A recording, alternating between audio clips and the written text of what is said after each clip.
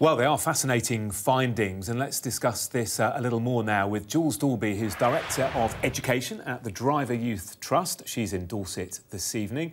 And also, let's speak in the studio to Mark Lehane, who is Director of Campaigning Group Parents and Teachers for Excellence. Thank you both very much indeed for your time. Mark, let me start with you. Are you surprised then hundreds of children are being off-rolled? It's that phrase that we're hearing, off-rolled from mainstream education, and yet they're not being officially excluded. Well, I think we've got to be very, very careful when we look at this issue. It's a very important issue. Student welfare is incredibly important, but I don't think we genuinely have enough information yet to know what's going on. What we do know is that there appear to be quite a lot of students in a particular school or schools that are there at the start of Year 10, and they're not on the school census by the time you get to the middle of Year 11. And the question is, where do those students go? So it's absolutely right that organisations like yourselves are looking into this. Ofsted are doing a formal look into particular schools where this appears to be happening quite a lot. But we have to remember that most of the children that aren't in the same school at this, by the end of Year 11 have gone on to other schools. And a lot of the time when we look at these statistics, that hasn't been taken into account. Jules, what's your take on this? Is it your opinion that some schools are massaging the figures so that they look better in terms of exam grades, so that they look better when Ofsted come round? Yes, in fact, and Mark hasn't mentioned that there was a recent study that said 7,000 children were missing.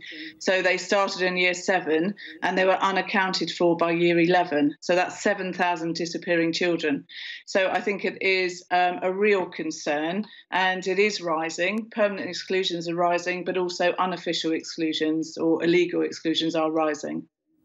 Yeah, I mean, it does seem, Mark, doesn't it, that a disproportionate number, 11,000 children joined these PRUs, these pupil referral units, aged 14 or 15. It's, you know, it can't just be coincidence that that is the age that children are about to take their GCSEs. Well, I mean, so first of all, if students have been formally, legally excluded and they've ended up in pupil referral units, then at least they're still in the system and they're being looked after.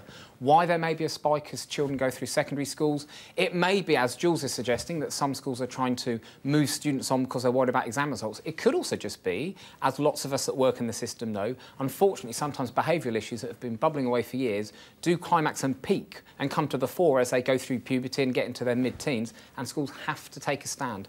So we've got two very different things we need to think about here. How do we keep schools to be safe places where people can go to work and to learn, but also how do we look after the children who, for whatever reason, are choosing not to behave and not to do their best in school? And I've got to be very, very clear. There's no such thing as an informal exclusion. It's either formal and legal or it's illegal. What we might want to think about is why is it that some schools are doing these illegal things? It could be, as Jules is suggesting, they're trying to massage up their exam statistics. It could be, unfortunately, and this is not to justify in any way whatsoever, it could be because lots of schools have historically been hammered by the Department for Education or Ofsted if they've done the right thing, dealt with bad behaviour, kept standards high, put them through formal legal exclusions, and then Ofsted have come in and said, your exclusions are too high, we're going to downgrade you. That's not to excuse what they've done, but I think we have to recognise if we criticise schools for doing the right thing, we mustn't be surprised if they go on to do the wrong thing. Yeah, Jules Daulby, it's an interesting point that, isn't it? Especially about Ofsted, because obviously Ofsted comes in and one of the things they look at is children's behaviour. Do you think Ofsted take enough notice of when schools are doing the right thing, keeping children in school perhaps, but managing their behaviour in a good way? No, and I don't think inclusion is rewarded at all by Ofsted. So those schools that do inclusion really well, that support those children, there's no incentive other than ethical leadership. And most of our schools across England are ethical and they are led ethically, but we must start to look at those schools that are either soft selecting, so they're saying, oh, our school's very academic, your child isn't for here, or they're getting rid of children in other ways. So another way of looking at it is when they say to parents, this is not the school for you. If you're not going to do what we say, then you find another school. Now, for me, that's an issue. And there are lots of motives like this around at the moment, and I think it's something that we need to look at. It's something Ofsted need to look at, and we also need to be looking at early identification for children for either behaviour issues or special needs. So you're 7 times more likely to be excluded if you have special needs, and that's usually linked to literacy and language. So we do need to look at that. You've, Mark, as a head teacher in the past, have had to kick children out of school, and it's a very difficult decision to have to make. Do you think that these PRUs, these pupil referral units, are doing a good job? Do you think they are the right solution for some children? Oh, there's no doubt. We've got some wonderful, wonderful pupil referral units in our school system. We've also got some amazing other alternative provision. So organisations and schools that will work with students in their schools to stay in their mainstream schools, or will work with them after they've come out of the school to try and get them back into the mainstream. That said, I think probably Jules and I would agree it's tended to be a forgotten part of the system for a variety of reasons.